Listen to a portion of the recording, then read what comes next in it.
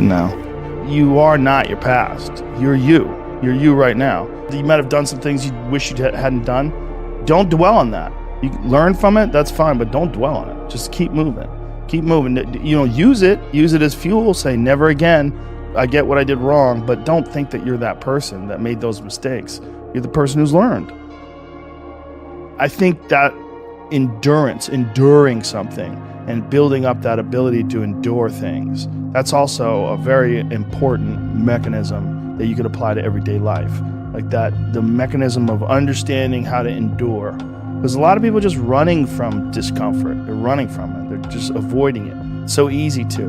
And like if you get distracted for a second, you're like, let me check my phone. You just start going through your phone and looking at bullshit, and you're just distracting yourself from the tiniest frustration of boredom. Just the little, we don't get bored anymore. Or if we get bored for these tiny amounts of time, then you get distracted. So your distraction is eliminating your boredom. But the problem with that is like, there's certain thoughts that only come to you when you're thinking, when you don't have any input coming in.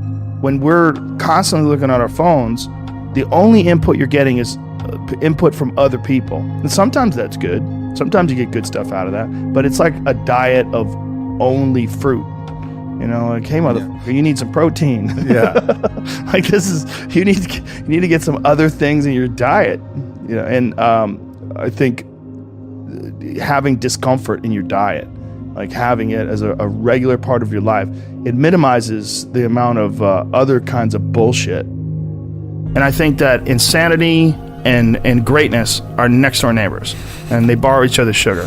There's something about mastery, like true mastery, that requires you to shut off massive areas of your life, personal areas, relationships, education. My education was a joke. I mean, until I was 21 years old, until I started doing stand-up comedy, I didn't read books. I mean, I might have read a Stephen King book here and there to kill time while I was on the train on my way to training.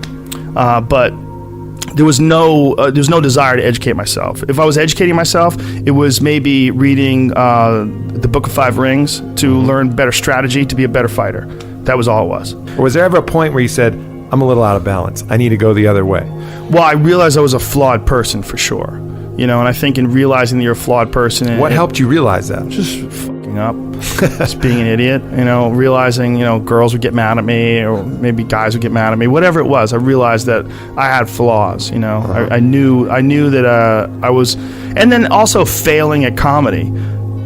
One of the hardest things to do is to go from being really great at something to sucking at something. And that something that you suck at is now your path. And that's what I found myself in comedy.